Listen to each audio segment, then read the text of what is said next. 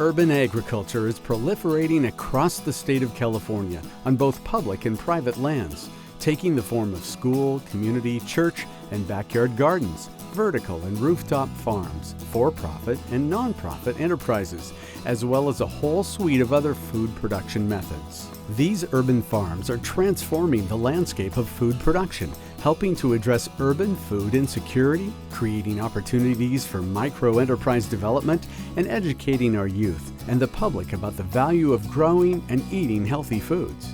The value of urban farming is indisputable, as studies provide mounting evidence of the myriad of social, economic, ecological, recreational, therapeutic, and nutritional benefits of urban agriculture.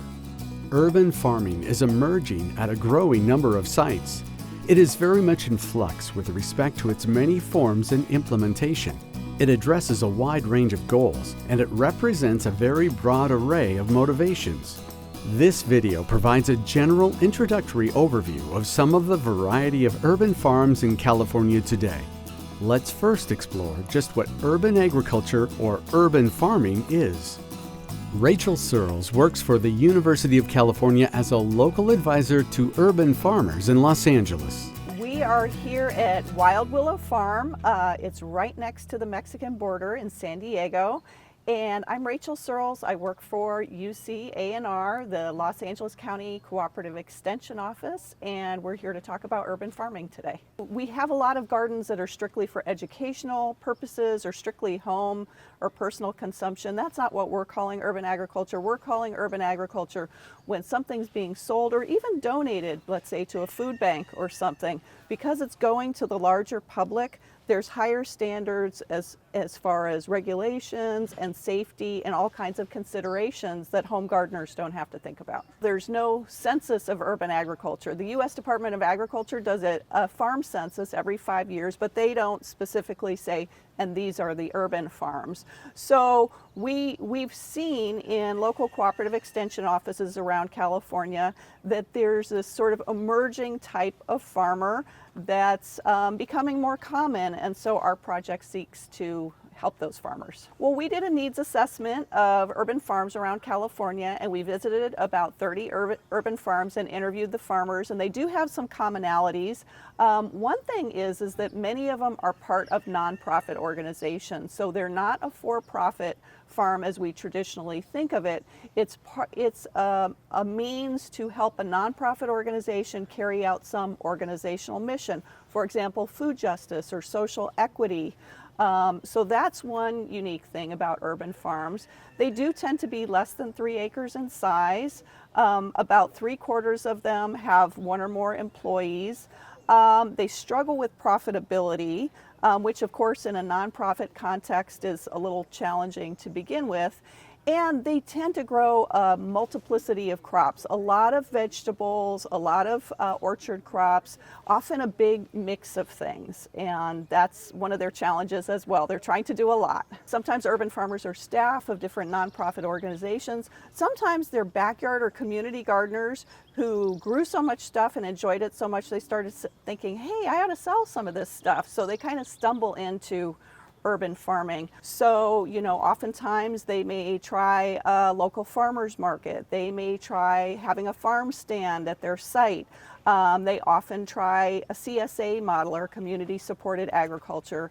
And sometimes they sell right to their neighbors. Some are experimenting with selling to restaurants and grocery stores. So there's a lot of ways that urban farmers are trying to sell what they grow. Rob Benetton, also with the University of California, works with urban farmers in the East Bay cities of Oakland, Berkeley, and Hayward.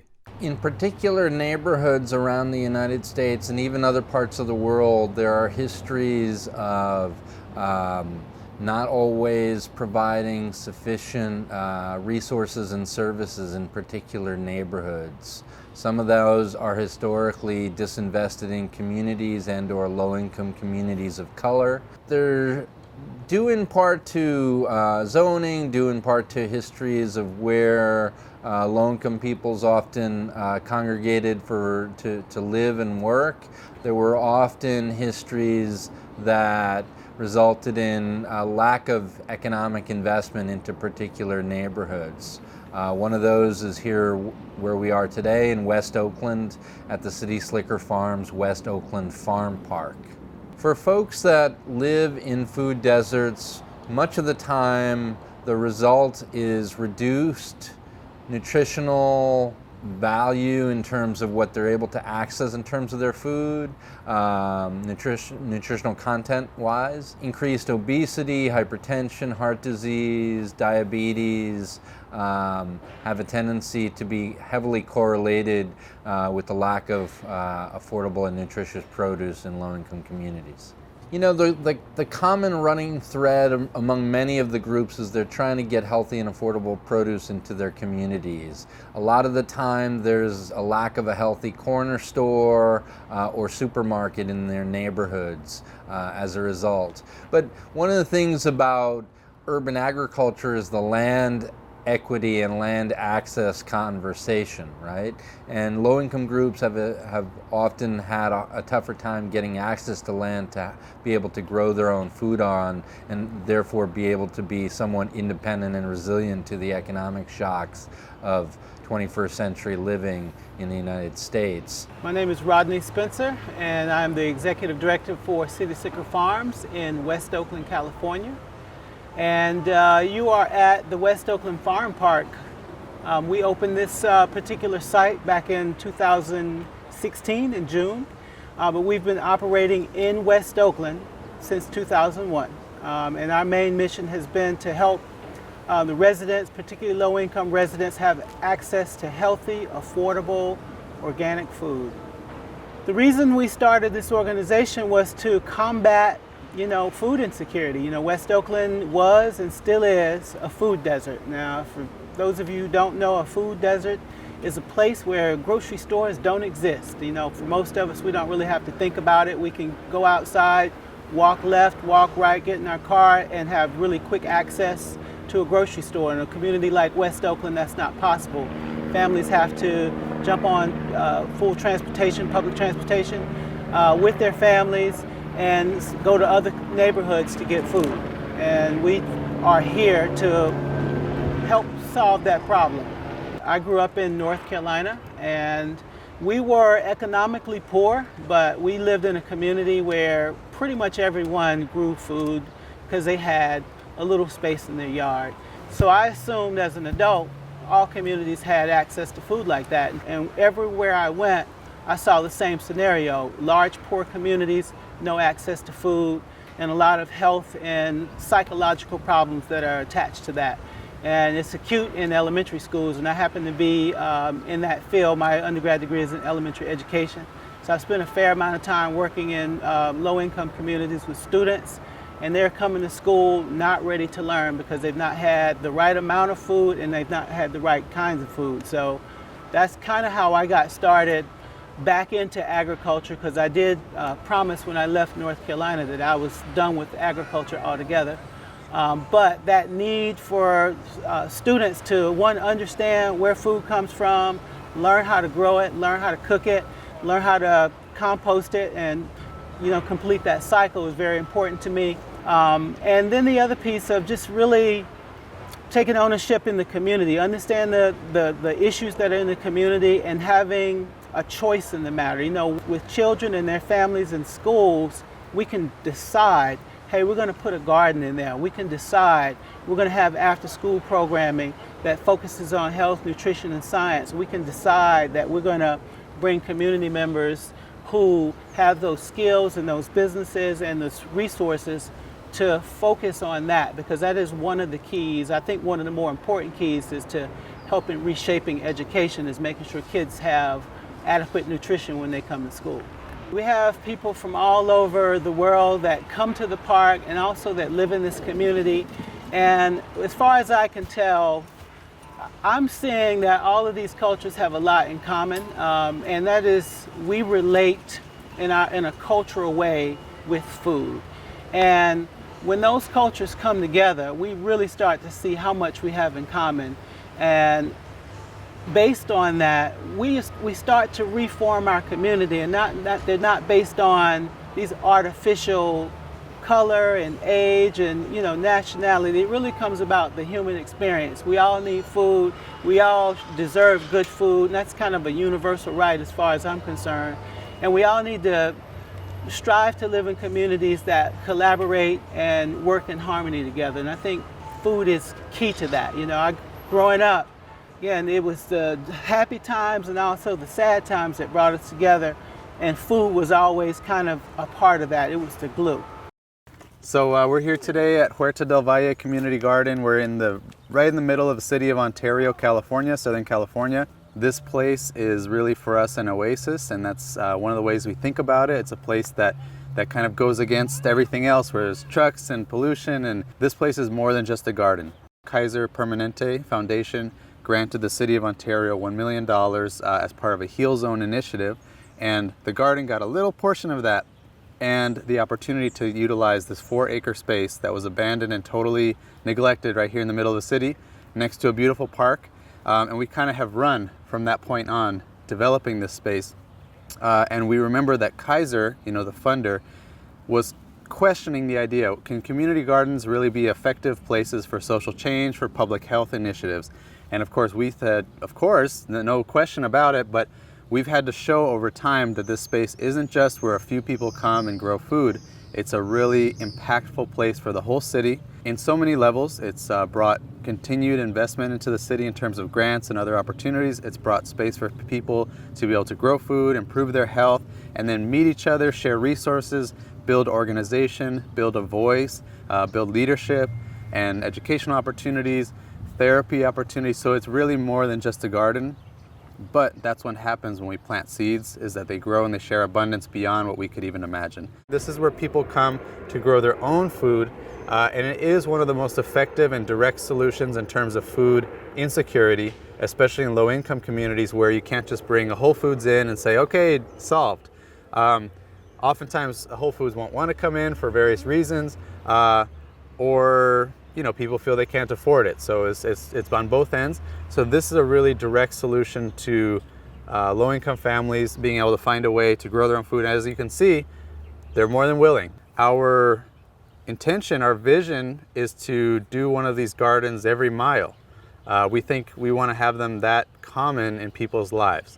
We feel like that's going to really transform the landscape and transform the relation that everybody has. Rather than simply only being consumers of the food, more and more people involving themselves in the production side as well and becoming producer consumers. And that way we're not at the mercy of whatever's in the store, the E. coli with all the romaine lettuce and all that. We grow it ourselves. So if you have access to land and the ability to do it, you can go to the city and bring your site plan and say, here's what we're going to do, and they're going to work with you. So that's something new, because prior to Huerta del Valle, that did not exist. A resident could not just say, I want to start a community garden, here's my plan. The city would say, well, we don't have policy for that. So on a policy level, it's realistic. And we hope that through this example, we can show that it can be done. And we think numbers wise, it makes sense to do more and more of these, because really only some people can be fed off of this operation. At a certain point, we run out of production. And if we also want to impact school food or anything like that, I mean, schools are huge contracts for buying, as you probably know, and there's no way we can even touch school food with this scale. So we need lots and lots and lots of operations. Zach Reedman is leading an urban farming effort at Laney Community College right in the heart of Oakland, California, that provides food production space for a range of recent refugee groups from Southeast Asia and opportunities for them to produce food that they were used to before coming to California. This is often the only space that people have who are living in apartments, who are coming from agrarian backgrounds, who have frankly lived on the land in different ways, not to romanticize the idea, but just have around the world and even in other places in the US, that this is a space, often the one space that they feel safe coming to, being outside. And I mean, a lot of metrics from exercise, physical exercise, to mental health that people self-report that they feel, and just better, frankly, being outside, as we know that that's a real thing. And then we talk about community integration, the fact that there's a cross, people have an opportunity to actually share. And also what often happens is a lot of the people who are coming here are English language learners maybe don't have an opportunity to display their expertise in other fields within their lives in Oakland. And this is a place where they are, frankly, incredible experts. And so we're having people like yourselves who are academic experts in different ways come here and learn from experts that are coming from rich traditions of hundreds of years often, or many generations of agriculture, and really offering a lot to the greater Oakland community and hopefully to the rest of, this is not a nutshell by the way, but yeah, it's all those things so that we hear from people. Kelly Carlisle is also an urban farming innovator who works with Acta Non Verba, an inner-city youth farm project in East Oakland, California. We have this 1/4 acre farm that's run by kids age 5 to 13.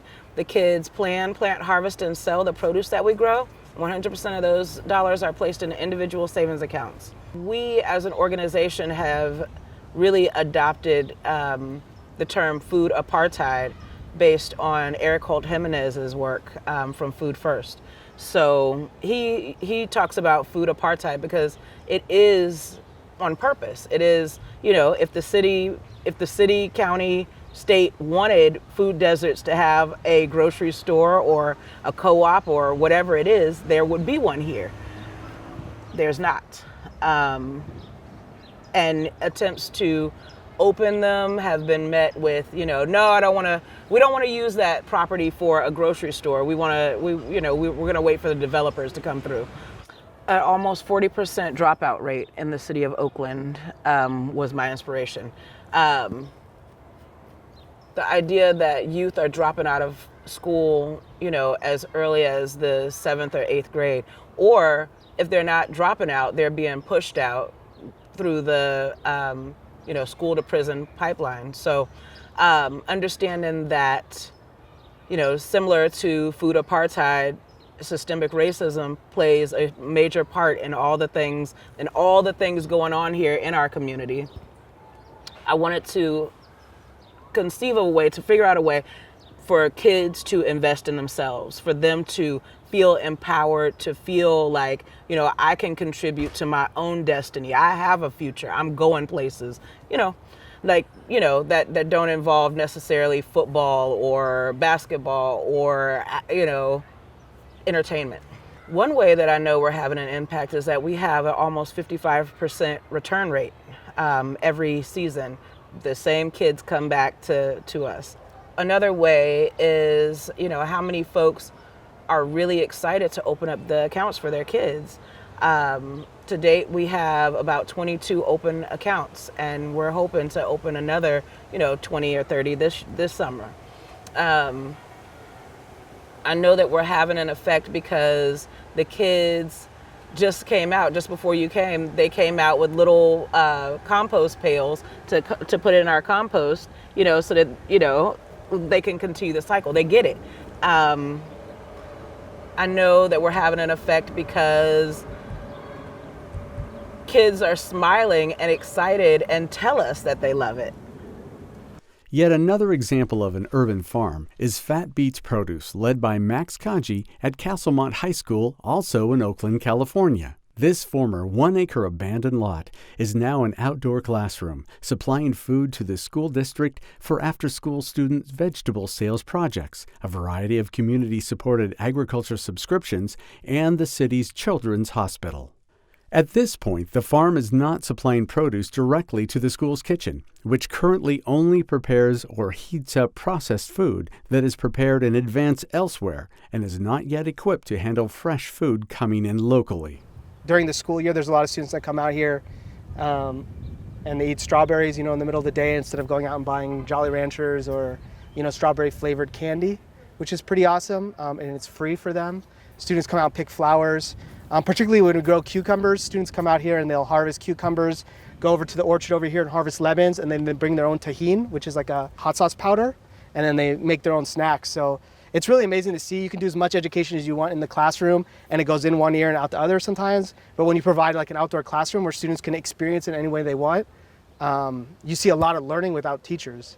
And so it's like peer-to-peer education, and it's self-taught learning, which is not something that you find in public schools, really. And so I think the beauty is just creating the environment where students can come out, and mess around. Students come out here and do all types of stuff. Some is not so great, some is great, but it's really just a healing environment to be out surrounded by bees and plants, clean air, in an area that has a lot of asphalt and has been seriously disinvested by the city of Oakland.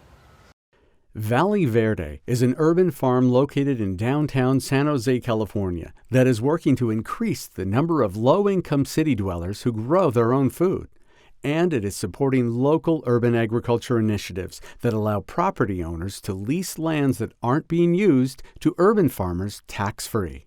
The main objective is to alleviate the economic hardships of being here in the Silicon Valley and helping people eat healthier, grow their own food, compete with the rising rates of rent here. And so we help especially in multi-ethnic communities as well. And it's a year-long program of gardening classes. We meet once a month. We teach them how to grow the warm season vegetables and cold season vegetables here in California. And it's great. We just come together in community every month and we have potlucks and we have various gardening topics from composting to beneficial insects, integrated pest management, watering and storage and harvest. So it's a very comprehensive program. I've actually just graduated from Santa Clara University 2 years ago, and I came out with an environmental science degree. And I was always particularly interested in helping urban agriculture organizations. And so from what I learned in my classes were research skills, community assessments, and bringing that here to Valley Verde to assess what are the needs of this community. And that was a big issue, was food access. And so I think just research, again, like community-oriented work, volunteering, and just being open to diversity as well. There's a lot of diverse communities here in California that really need our help. John Wickman is an urban farmer and entrepreneur in Berkeley, California. His unique portable tower growing system has the potential to grow vegetables very efficiently in a small area of space. So my main goal for this project was to see if we could grow food that would be light on the environment. When I started developing this system, we were in a pretty major drought. So conserving water was one of the main focuses. Growing organically was a main focus, and of course increasing crop yield, very important. Because we're in a small space, we need to grow a lot on the small space. Each one of these towers has 40 grow spots in it. The towers are very lightweight. They come off, they're only hanging on the top bar by this hook. You can spin them if you needed to. I built that in because I'm growing on the north side of the tower. I was told by all of the industry experts that would never work because most tower production is only on one side. This is on all four sides. I get even production, even growth all the way around the tower. I've never had to spin them. This is standard drip irrigation. This is a standard spray nozzle. And all it does is broadcast water into the tower, runs down the side, and inside of the cup is where you put a rock wool cube. So we start everything in a rock wool cube, just like most hydroponic farmers do. They go into seed trays, and as soon as they germinate, we put them into the system. So when the system turns on, it broadcasts water through here, gets those rock wool cubes wet, and it's a closed loop system, so the water goes down to the tank and gets pumped back up. So we use about 90% less water than conventional farming. One lettuce plant fits nicely in each spot, while for something like arugula, he'll use 5 seeds. His markets are local chefs who appreciate the heirloom lettuce varieties he grows. In addition, he also has a catering company that serves customers who appreciate locally sourced food. All the materials he uses are off the shelf, making his vertical tower production system quite portable. Another variation on the urban farming theme is Top Leaf Farms, also in Berkeley, California, a rooftop farm that was designed and pioneered by farmer Ben Ferrer. Top Leaf is the largest rooftop farm on the West Coast. So I have about 20 years of organic farming experience, and I fell in love with the city girl, and she did not want to move to the country. So at the time I was doing a lot of consultation work and design work, and I got called in with the concept design for this development to put a farm on the roof. And it was a greenwashing of the project at that point, only in the sense that no one knew how to do that. But all the intentions were there by the developer, and all of the components were roughly there. So they called me in to do the concept design. That worked into a detailed design, and then I was the one to help them install and manage it. The developer, they weren't greenwashing the project by any means. They have done some innovative stuff. They had done a lot of solar, and then they were like, oh, we could do a living roof. A lot of people have done living roofs, but what about rooftop farming? And in Detroit, New York, other places where it's more food access is a little bit more challenging, where food's coming from California, rooftop and urban agriculture is much more advanced than it is here in the Bay Area. But we have, they had some resources and innovation and ideas that they wanted to explore. So we went through the idea, and it's the first commercial rooftop farm of this scale on the West Coast. Incredibly enough, even though it is so small, it's only over a quarter acre of rooftop of actual production space. So we have 16 different roofs on 18 buildings. So everything's replicated again and again, which isn't the most efficient farming method, but it's innovative and it's working. We're making a go of it. We are a for-profit company. We don't have any grants or nonprofit support at this point. The first year I subsidized the project a little bit more based on my own design income. So I was working here as a farm manager. We had 2 employees, 2 interns that were at a 6-week rotation. And my management fee was, I was kind of giving in it to make the project be successful, not making a lot of money, and you don't in farming, but we now have a different model where this design, it is an amenity space and it provides a lot of functionality to the building. It provides building performance as far as energy, stormwater management. It also gives open space credits to the developer. So they're able to do higher density development because they're providing open space. It's providing habitat and beneficial insect habitat, pollinator habitat. Incredible life is happening up here on the roof. I think right now we're in a very critical place in our urban environment where people need to reconnect with nature. Nature is a place we go to seek inspiration, and if nature is excluded from the urban environment, then the urban environment isn't very inspiring. So if we can rewild the urban centers by including more habitat, by including more ecology, build it and they will come. We've had so many beneficials and insects and birds roosting Cooper's hawks, and they've found this place, and so it's a incredible place to bring in that life. I'm unique in the sense of bringing the farm and design component to this level of design engagement. All my farmer friends who have the experience, they're on their farms and they're farming, they're doing their thing, and they don't even really want to come to the city except to sell their product. We're surrounded by the market, so there's a really interesting intersection of connecting those farms in with the urban farmers. I think urban farmers can help broker their rural farmers' product better. There can be some better synergy there. Here, I think the only way it's going to really take off is if we can find the ways to incentivize more urban agriculture. And my solution to that is continuing the development of the urban agricultural tax incentives that have been put in place for vacant lot farming, the Williamson Act in rural. But what about, as a developer comes in, can we provide a tax incentive for you to incorporate agricultural landscape into your building? And what that would do is then provide some resources for the developer to then hire the farm people instead of just landscapers, because we don't need a non-functional resource consumptive landscape. We need a viably productive agricultural spine running through our cities.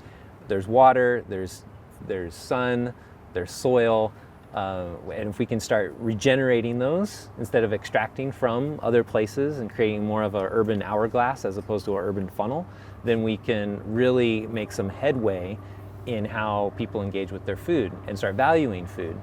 And there's a lot of people that move to the city or work in the city because that's where the jobs are. So if we can create more jobs through urban agriculture, that will also help incentivize it, and a living wage for it. So I think one way that this could go is by the Robin Hood of taxing happening where there's a tax that's set on stolen land here. Like we all took this land from other places and now have valued it, incentivized it, and then are providing taxes and resources and stuff. If we could figure out the way to incentivize the developers and the planning to include this into their development, just like they did with solar. It's a mandate now that, you know, so much rooftop is solar ready, or that so much rooftop in San Francisco and also in the East Bay is solar ready or has solar panels on it. If we said, okay, living roofs, farm roofs, and then how that's engaged with, it's not to get the cheapest labor up here, but it's to provide a living wage for it. So, but it really takes the knowledge of farming, and that is one of the things that we don't have. And also it takes the knowledge of nature, and that's another thing that people in the urban environment don't have exposure to. I often ask myself when I go and visit my other urban farm friends, like, what is it that they're missing here? Because they have the inspiration, they're definitely spending the time, they're working hard, but there's some efficiencies and some production that is missing. And in my 5 years now being in the urban environment, what I've realized is they haven't had the exposure or the fortunate ability to be in nature at a scale to witness nature's efficiencies and farm with nature in that capacity. Because once you start farming with nature at a certain capacity and at a certain scale, you start to learn how the water flows, how the wind moves, how the soil grows. And when you're in the city and surrounded by a constructed environment, you don't ever have that exposure, and therefore you're only working with what you know, which is this contrived ecosystem of buildings instead of an ecosystem. And it's the way in which we create a restoration instead of a restoration of that. But how do we create that story so that which we're building, because this is all for the next generations. So how do we build for the future generations? Because the guys who approve this building are going to be long gone in the future. Today's urban farmers unquestionably face a number of different challenges and obstacles that include their need for accessible and clear information on zoning, regulations, and permits, a transparent, reasonable, and affordable process for acquiring suitable land, and a need for financial, marketing, and business planning. Yeah, there are all sorts of hang-ups and obstacles that we have in front of us. So we work with UC Cooperative Extension, we work with the Oakland Food Policy Council, we work with the mayor, the city council members, we work with basically, we consider them community members as well. And our goal is to collaborate and work together to solve this problem. Our organization can't do it alone, so partnership is just key to being successful. Just finding space for people with limited resources would seem to be a simple act, but it is complicated. Yeah, land, this is another big topic, right? With the tech boom and the cost of living, of course, in the Bay Area. I think a lot of urban ag projects were looking at vacant lots at one point. There's still plenty of vacant lots, but they're getting built up faster than we can even imagine. There's usually at least 10 to 12 operating cranes downtown Oakland. And so actually buying land for long-term tenure is something that just is often not within the means of even large institutions or nonprofits, let alone individuals who are low income. So this space in particular, what a lot of the work that we've done is actually partner with institutions that have land tenure in their own right, and that hopefully Laney College isn't going anywhere anytime soon. And same with school districts, as well as looking at parks land as well. I think the real key to solving our environmental issue is urban agriculture. We have seen the destruction of soil. We have seen our health, the quality of our health fall dramatically. We've seen so many things connected to our diet. And the reality is, the closer we are to our food, the healthier we are. And it also kind of makes economic sense for every family, if you have space to grow, to make that a part of your routine, to make that a part of your lifestyle, because it gives you something to do, it connects you with your food, it saves you money, and it really does foster community, because ultimately when we grow food together, we end up cooking together, we talk together, and we start working a lot better together.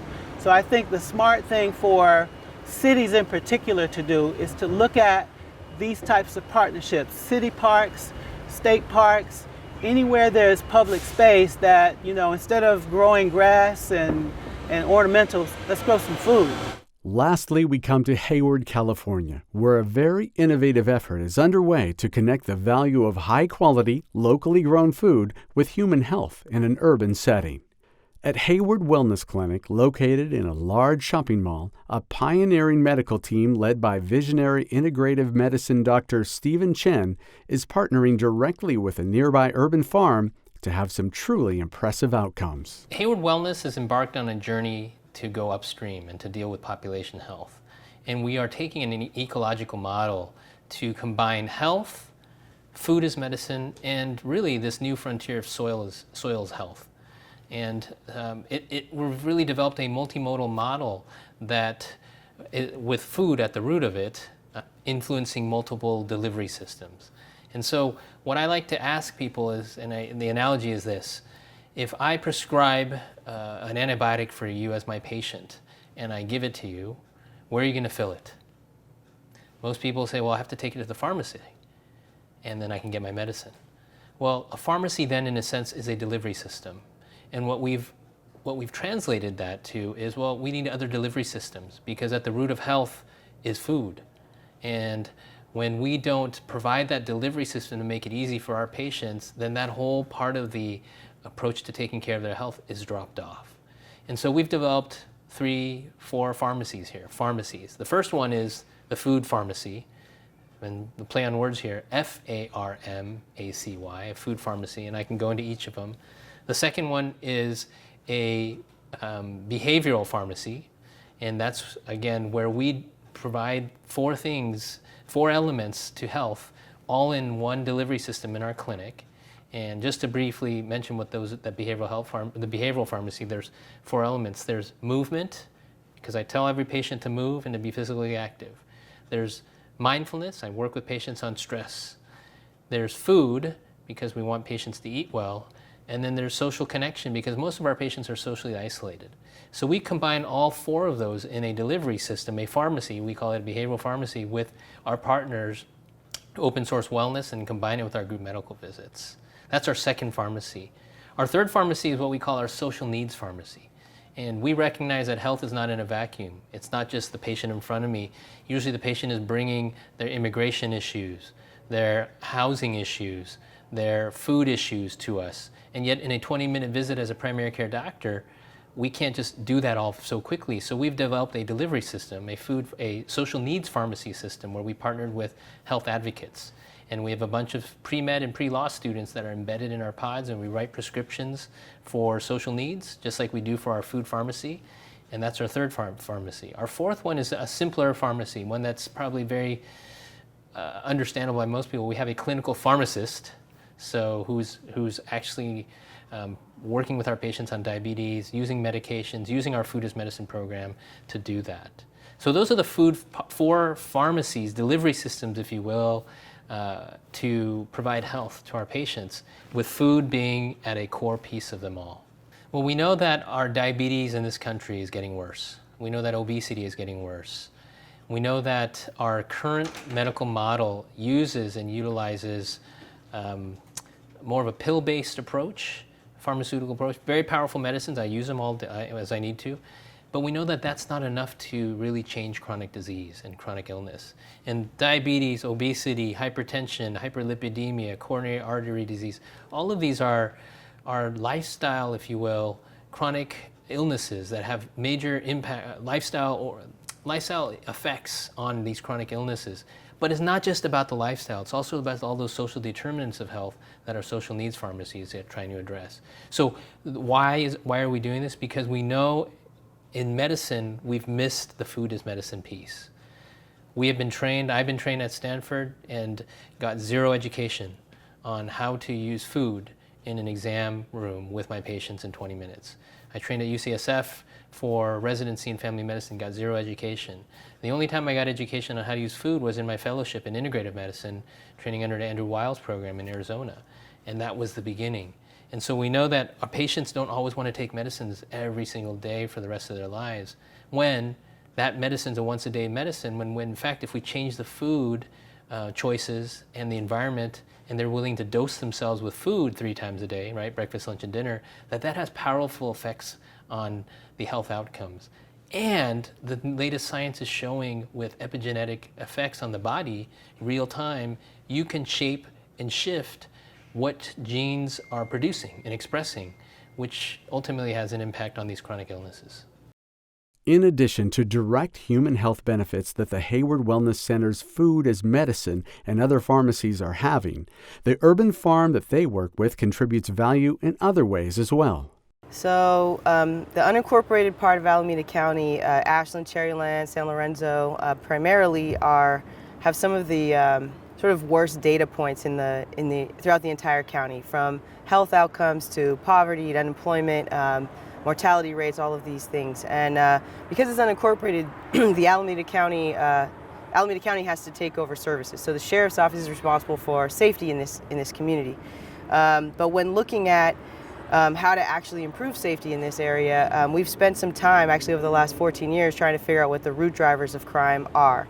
And poverty and health actually are 2 of the major things that are impacting people's lives on a daily basis that ultimately result in sort of bad crime or safety issues on the outside of that. So in order to get ahead of that, we set out to create jobs in our community, and the way we wanted to do that was by doing something that also beautifies the area and creates something healthy. So starting a farm was a good idea that we didn't know how to implement ourselves, but we found really good people to do so. And that was the birth of Dig Deep Farms, and the impact of being able to, like I said, beautify the community, which is very blighted, and that impacts people's perception of place, as well as grow something that people can consume as part of their health routine is really many different wins. When you look around later at the work that the Dig Deep Farm managers have been able to do, just the sheer beauty of what has been created. This lot, we've been able to partner with this business that used to look like that parking lot, and now it's beautiful. And because of the momentum in the partnership, it also allowed us to use additional grant funding to do this mural. And these things all matter for people's sense of place and identity and pride in their place, which also impacts safety and well-being. So there's some other types of outcomes like that we pay attention to. We are starting to look at crime data as well, but that's a longer term process. All of us, I think, really feel committed to this idea of food as a medicine. And Dr. Chen is one of us in this team that believes that to be true. And I think the big vision for that would be to have the healthcare world on a policy level shift the way it covers medicine, so that Dig Deep Farms becomes a pharmaceutical company and gets paid as a producer of a medicine. And all of the local farmers actually can have a shot at that revenue coming through that stream that really is impacting people's health outcomes. So you're supporting local jobs that's doing something positive for the earth and for people and having a health impact. If you can create local jobs that pay a real wage, that is doing something that produces a healthy product that impacts people's health outcomes, it's just everybody's winning. My name is Sasha Shankar. I am an urban farmer, and I'm the farm manager here at Dig Deep Farms. The reason why it's so important is because we're providing space for communities to see a different environment. We've had kids from the neighborhood come in and help us plant a lot of the crops that are going to the Hayward Wellness. A lot of community people are interested in getting involved, so we're also creating volunteer programs. It also provides a better public health outcome. There's more greenery, there's more green spaces available. We're tending to the soil, so we're developing better soils in this neighborhood, better bacteria, better ecology, things like that. It's a lot of people in health realizing like healthy soil will make healthy people. Healthy vegetables in their area, right next to the liquor stores and stuff like that, will make healthy people when the kids are growing up and stuff like that. So yeah, I think it makes a huge impact. We've seen an awful lot of creativity, innovation, and very dedicated work that is underway on a wide range of urban agriculture fronts at this time in California. This is indeed a very exciting and challenging time for urban farmers. With an estimated 50% of our nation's farmland projected to change hands in the coming 10 years, new farmers and new farming models are going to be needed to meet our needs for food. Urban agriculture is likely to play a role in meeting these huge challenges.